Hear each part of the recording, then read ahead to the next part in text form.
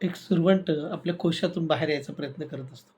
बाहेर येताना त्याला प्रचंड वेदना होत असतात आणि केविलवाणी अवस्था त्याची झालेली असते. अनेक वेळा प्रयत्न करूनही, बऱ्याच वेळा प्रयत्न करूनही त्याला काही बाहेर पडता येत नाही. हे तिथून बाजूला जाणाऱ्या एका वाटसरूला दिसतं आणि त्याला असं वाटतं, की याला मला मदत करायला हवी. म्हणजे या सुरवंटाला त्या कोशातून बाहेर पडण्यासाठी मला मदत करायला हवी. त्याला कीव आली त्या सुरवंटाची आणि त्याने तो कोश थोडासा मोकळा केला आणि त्या सुरवंटाला बाहेर येऊ दिलं. आणि थोड्या वेळानंतर ते सुरवंट जे आहे ना, ते बाजूला मलूल होऊन पडलं आणि काही क्षणात ते गतप्राण झालं. का बरं असं झालं असेल? मुळात त्याला त्या कोशातनं बाहेर येण्यासाठी लागणारी जी धडपड होती, जे त्याचे प्रयत्न होते ना, ती त्याची उडण्याची पूर्वतयारी होती. म्हणजे जितकं प्रयत्न करून ते त्या कोशाबाहेर येणार होतं ना, तितकं बळ त्याच्या पंखामध्ये येणार होतं. आणि मग ते पंख मजबूत झाल्यानंतर, स्ट्राँग झाल्यानंतर त्या सुरवंटाचं फुलपाखरात रूपांतर होणार होतं आणि त्याचे ते मजबूत पंख त्याला उडण्यास मदत करणार होते. परंतु झालं काय, की त्या वाटसरूने त्याची कीव केली आणि त्याला कोशातनं बाहेर यायला मार्ग करून दिला. त्याच्या पंखात ते बळ आलंच नाही. ही जी फुलपाखराची गोष्ट आहे, ही तुमच्या आमच्या आयुष्याला देखील लागू होते. जेव्हा तुम्ही एखादी गोष्ट करण्यासाठी प्रचंड धडपड करत असता, मेहनत करत असता आणि तुम्हाला असं वाटतं, की हे खूप कठीण आहे.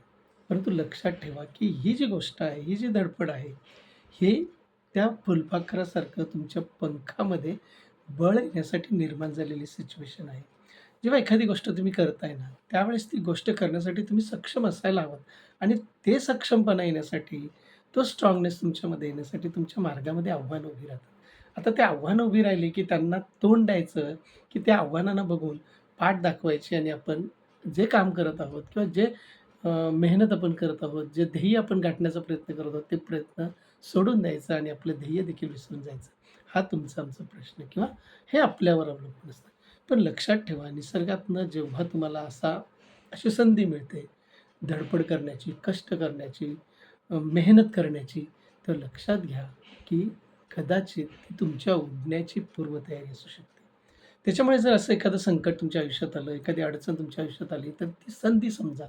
त्या संधीचं सोनं करा आणि त्या अडचणीतनं, त्या प्रसंगातनं, त्या आव्हानातनं बाहेर करताना इतकी मेहनत घ्या, इतके प्रचंड कष्ट करा, इतकं प्रचंड बळ तुमच्या पंखामध्ये भरू द्या, की त्या आव्हानानंतर बाहेर पडल्यानंतर तुमची उत्तुंग भरारी घेता आली पाहिजे. तुम्ही आकाशामध्ये झेपावता आलं पाहिजे तुम्हाला, इतकं बळ तुमच्या त्या पंखामध्ये आलं पाहिजे आणि त्यासाठी ह्या ज्या परिस्थिती तुमच्या आयुष्यात निर्माण होतात, त्याचा नेहमी पॉझिटिव्हली विचार करा, की ही संकट आपल्या आयुष्यात का आलेली आहे? कदाचित ती तुमच्या पुढच्या भरारीची पूर्वतयारी असू शकते. कंटेंट आवडला असेल तर नक्की लाईक, कमेंट, शेअर करा आणि चॅनलला मात्र सबस्क्राईब करायला विसरू नका. Thank very much.